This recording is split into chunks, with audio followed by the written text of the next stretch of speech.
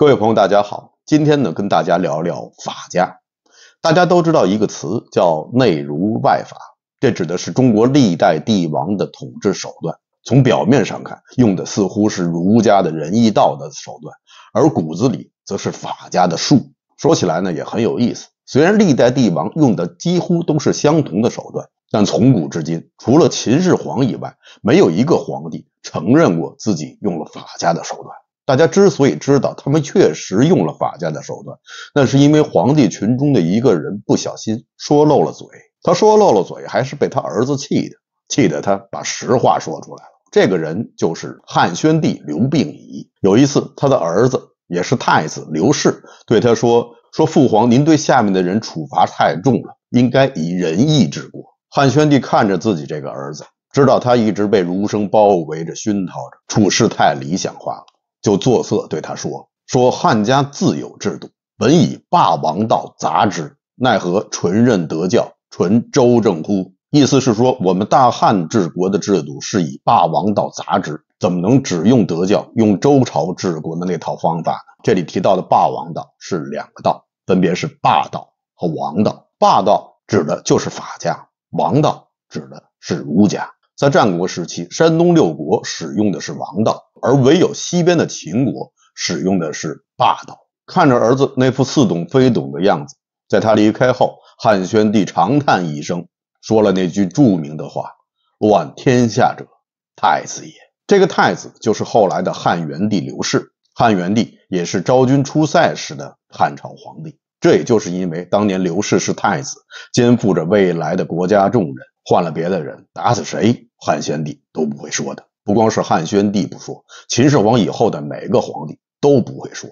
谁要敢说他是法家的话，他会跟谁急？你才法家呢，你们全家都是法家。那么为什么他们这么忌讳说自己是法家呢？我猜想可能有一个原因，就是法家人最终的结局都不好。最初的那几位法家的代表人物，他们的个人命运呢并不是很悲惨。比如说最早的管仲，还有后来魏国的李悝。管仲就是病死的。还有一个病榻见相的典故，齐桓公本来想让管仲的好友鲍叔牙在管仲之后继任相位，但管仲说鲍叔牙善恶过于分明，不适合做丞相。鲍叔牙也不会因此而责怪管仲。管仲与鲍叔牙互为知己，史称管鲍之交，这是一段佳话。李悝有一种说法是病死的，还有一种说法是说李悝在审案的时候，其中一个罪犯招认3年前他曾经杀了人。李悝马上想起来，3年前这个案子就是他审，已经将一个人定为罪犯，判处了死刑。所以他现在意识到了，他制造了一桩冤案，因此李悝自杀，也算是还了那个冤死的人一个公道。韩国的法家人物申不害也算是正常死亡，但在之后，随着法家的理论越来越偏激，法家人物的命运也就变得越来越悲惨。比如说上期我们讲到的吴起，他是被楚国的贵族乱箭射死的。说起来呢，吴起也真是一个狠人，临死前他还趴到了对他有知遇之恩的楚悼王的尸体之上，从自己身上拔下2支箭，插到了楚悼王的尸体之上，然后对那些贵族说，你们要射就连同王的尸体一起射吧。就这样，吴起临死还拖着70多家的楚国贵族为他陪葬，那可是几百颗人头落地。吴起的狠还不光在这一点。当年齐国攻打鲁国，鲁国本来想启用吴起为将，但考虑到吴起的妻子是齐国人，所以就犹豫了。这时候吴起为了夺到这个将位，就杀了自己的妻子，鲁国这才请他为将，大败了齐国。这就是吴起杀妻求将的故事。吴起以后的商鞅死得更惨，是被车裂而死。商鞅之后的李斯那更是惨不忍睹。李斯是被秦王判了5刑，然后腰斩。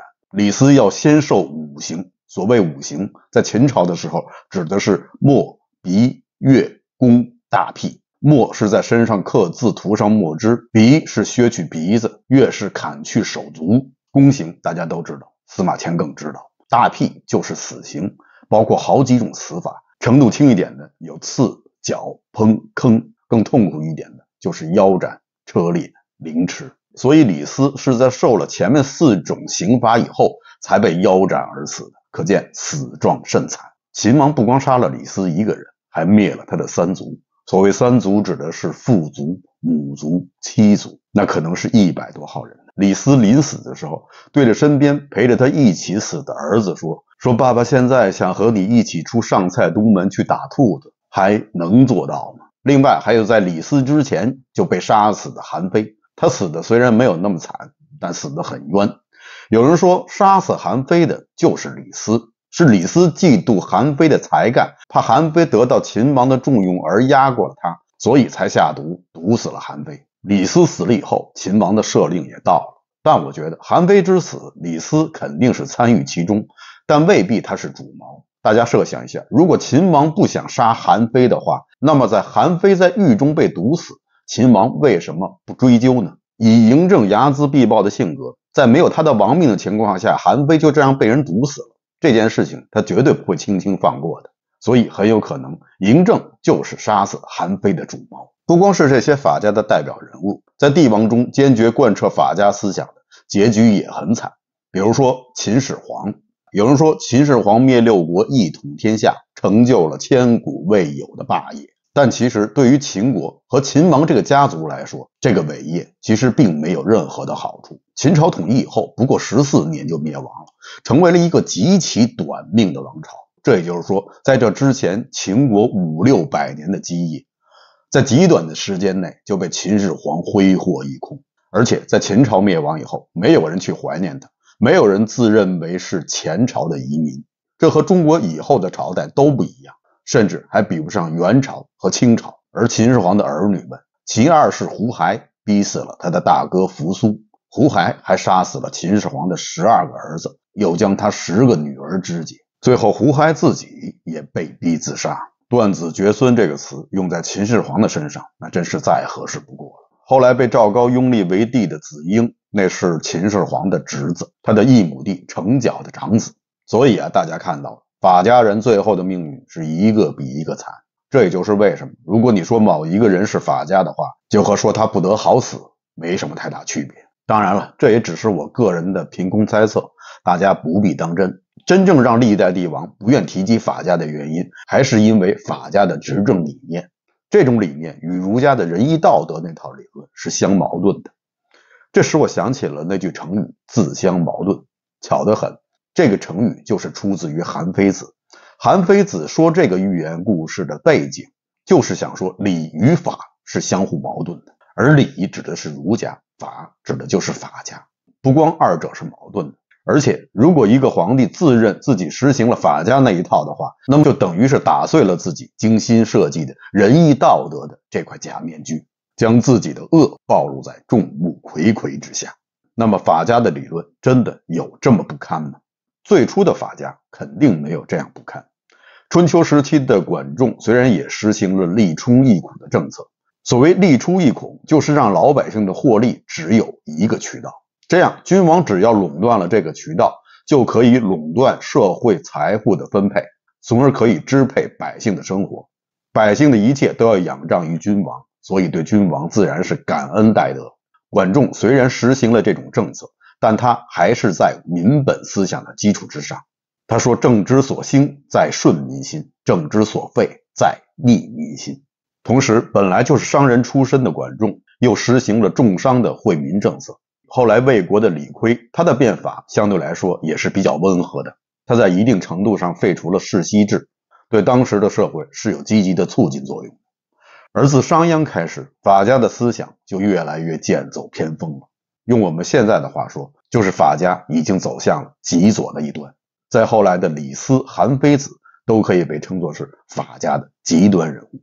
商鞅变法在全盘接受了管仲的利出益孔的政策的同时，也完全抛弃了管仲的民本思想，反而玩起了弱民贫民的愚民政策。商鞅变法与六国之前实施过的那些变法并没有什么本质的不同。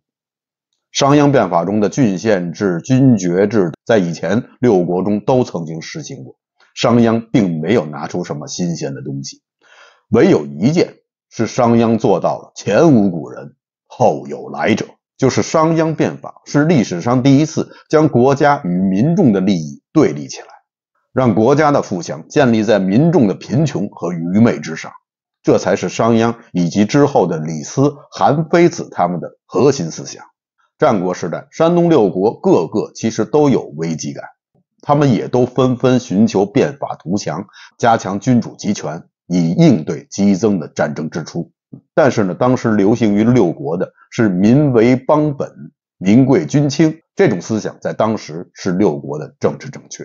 六国的上层阶级都深受这种思想的影响，所以法家的这套比较极端的理论，在当时的六国是没有什么市场的，它可以说是违背了当时的普世价值。而被六国视为西戎的秦国，为了生存，迫切地想让自己强大起来，而法家的这套极端理论正好是投其所好，被秦国的统治者从此奉为圭臬。秦国那时候还是积贫积弱，本来受到的礼乐教化也不深，在接受这种极端思想的时候，也就少受了一些道德上的约束，而且他们急于图强，所以从秦孝公开始就全盘接受了法家的这种思想，即使在处死商鞅以后，仍然是对这种思想坚持不懈。所以这种被当时的六国弃之如敝屣的法家思想，却被秦国奉为了瑰宝。这一点呢，从这几名法家人物的身份就可以看出来。商鞅是魏国人，李斯是楚国人，韩非则是韩国人，他们的思想主张在本国都没有市场，唯独到了秦国才算是找到了知音。这一点呢，有点像后世的马克思主义。马克思是德国人，但是他的思想在西欧那些相对富裕发达的国家并没有什么市场，却是在欧洲当时公认最贫穷落后的俄国找到了自己的生发之地。在我们很多人的印象中，法家人的形象都是代表着进步者，代表着实干家，他们不像儒家人士那样只知道空谈，他们的身上大都带有改革者的光环。在20世纪中期，中国的那段特殊的历史时期，法家更是被捧上了天，而儒家则被踩到了地下。即使是到了现在，我们在一些影视作品中看到的法家人的形象还基本上都是正面的，比如说大秦帝国中的商鞅，大秦赋中的韩非子等等。在影视剧中，他们都是以法治国的先行者，是法治的先驱。影视剧不会告诉你的是他们真实的面目，我们还是打开他们自己写的书，打开商君书，打开韩非子，其中的文字肯定会让我们国人感到心有戚戚，甚至是倒吸几口凉气。毫不讳言，法家的核心思想就是在于强国。强国本无问题，但法家区别于其他学说的最重要的一点，就是我们刚才提到的，他将国与民的利益放在了对立的两面。强国的基础就是要弱民，国与民的关系并不像其他学说中所提倡的那样祸福与共，而是像一种弹簧似的关系，一方强，一方必定要弱。在商鞅的《商君书》就有这样一段话：民弱国强，民强国弱，故有道之国务在弱民。那么怎么才能做到弱民呢？商鞅又进一步的说道：正作民之所恶，民弱；正作民之所乐，民强。民弱国强，民强国弱。如果政策都是让老百姓开心的，那老百姓就会强了，而老百姓强了，国家就弱了。那自然作为统治者颁布政策的出发点，就要在于看看他会不会是与老百姓作对的。对于帝王而言，最好的政策就是让老百姓最不喜欢的政策。除了弱民以外，还有依民。依民指的就是将老百姓的功能只限制在一两件事情上，让他们只专心做这两件事情，就是承平时期努力种田，为朝廷创造财富；战时呢，就要努力杀敌，保护君上。别的事情老百姓就都不要考虑。那怎么样才能让老百姓只关注这两件事情呢？很简单，多发禁令。所以秦朝的禁令多如牛毛，做任何别的事情都很可能会违法。秦国也对商人课以重税，商人无利可图，最后也只能去耕田。没有了商人，也就没有了流通环节，老百姓种出来的粮食，除了一部分留给自己糊口以外，只能上交给国家，由国家统一收购。那这定价权自然也就是由国家来制定。此外还有辱民、贫民。辱民便是给老百姓施以屈辱，让他们觉得自己本来就是卑贱之人，本来就该过这种牛马不如的生活。商鞅说：民辱则贵爵，弱则尊官，贫则重赏。人们的生活越惨越没有尊严，就会显得那些体制内的官员，他们的生活是多么的优越，多么的尊贵。这样那些失去了尊严的百姓，他们就只能在权力面前摇手乞怜，渴望自己能够成为体制中的一员。试想一下，如果在做官之外，老百姓还能找到一个更好的活路的话，那么老百姓也就不会专注于做官这一条路。而老百姓怎么才能做官？秦朝的法律规定，一切按军功授爵，去杀人，砍下更多的人头，你就能够升官发财。所有的这些政策都是一环接一环的，法家之险恶可见一斑。可老百姓毕竟也是人呢，怎么可能甘心情愿地听你摆布呢？对此，商鞅、韩非子他们也有对策，那就是愚民。商鞅说：“民愚则易治也。民愚则力有余而知不足。”为了实现民愚，商鞅制定了2个措施。第一就是消灭思想。商鞅说要消灭6师。所谓6师，就是诗书礼义仁智信，这本来是人性与文明的最基本要求。但在商鞅看来，这些都是洪水猛兽，必须要在秦国彻底消灭。第二，消灭言论，民众不可以议论国事。变法之初，有的老百姓发出了怨言，这些人都被商鞅发配到了边关。再后来，人们不敢说变法不好了，有些人出于某种目的，就对变法唱赞歌。对于这些人，商鞅的处理是一样的，也是将他们发到了边关，目的就是要告诉全国人，国事你不配议论，不管是谈还是赞。将反民治和愚民做得最彻底的，还并不是商鞅，而是比他晚100年的那个号称集法家、法术士3家于大成的韩非子。他是这样说的：不知治者必曰得民之心，欲得民之心而可以为治，则是伊尹管仲无所用也，将听民而已矣。民治之不可用，由婴儿之心也。这段话的意思是说，不懂得治国的人才会说要依靠民心治国。民心如果真的好用的话，那么伊尹、管仲他们是做什么的呢？民治是不可以采用的，因为它就像婴儿的心那样不可靠。所以韩非子的意思是，治国理政不要考虑民心。老百姓的最理想状态就是让他们维持在自己婴儿的状态。在韩非子眼里看来，理想的国度应该是充斥着巨婴的国度。那么怎么样才能让他们维持在巨婴的状态呢？韩非子又说：是故禁奸之法，太上禁其心，其次禁其言，其次禁其事。就是说，禁止奸邪的方法，最重要的是让他们不要去想，其次让他们不能说，再次才是禁止他们的行为，由此达到有口不以私言，有目不以私事，而上禁治之。这样就会达成韩非子心目中的理想国，就是民主之国，无书简之文，以法为教，无先王之语，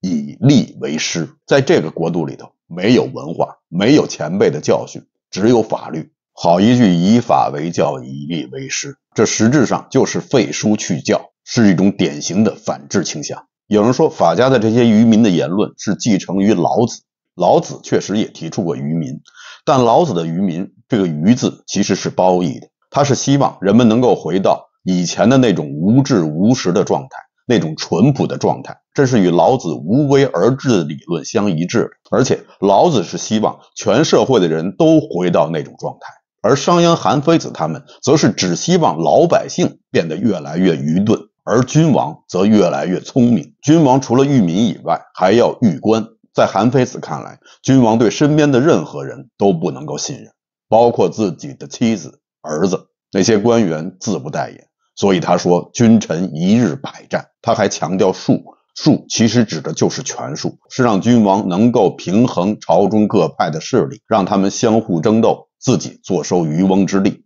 商鞅在这方面也是不遑多让，他提出的观点更加是让人瞠目结舌。国以善民治奸民者，必乱治消；国以奸民治善民者，必治强。就是说，如果用优秀的人才治理国家的话，那么必定会天下大乱。要想让权力始终掌握在君王的手里，就要用那些奸佞之人做官，要以奸御良，因为这些人做事没有底线，老百姓在他们面前只能是忍气吞声。而这些人呢，本性上就决定了他们一定会是奸官贪官，身上一定是劣迹斑斑，这样他们就会更加依赖于君王的庇护，他们别无他途，只能忠实于帝王。而如果真的闹到了民情激愤的程度，或者是出于某种政治需要，这些人又很轻易地成为了君王手中的替罪羊。杀了他们，既可以平民愤，赢得民众的喝彩，又能将这些人的非法所得据为国有，这真是两全其美的妙策。而其中最倒霉的还是那些百姓们，这叫以奸治民，则民亲治。秦国的国君确实是求贤若渴，他们迫切希望能够运用法家的思想，使他们的国家强大起来。公元前234年，当秦王嬴政第一次看到了《韩非子》这本书的时候，是视若至宝。他对身边的人说：“嗟乎！寡人得见此人，与之一游，死不恨矣。”什么意思呢？就是说，如果寡人能有幸与这位先生一起玩一次手游的话，如果他赢了我，那我就弄死他。结果韩非子是真的来了，赴秦之旅也成了他的死亡之旅。秦王虽然接受了他的思想，但还是不能相信他这个人，毕竟他是韩国的贵族。其实韩非子自己也不想想，你一边告诉秦王不要相信身边的任何一个人，那你又怎能要求秦王相信你一个韩国的贵族呢？这本来不就是自相矛盾的吗？有了法家思想的加持，秦国似乎看起来确实是日益强大，但与此同时，秦国的危机也已经隐约可见。靠这种强权维系下的统治，虽然表面上看老百姓都服服帖帖的，但这是无法持久的。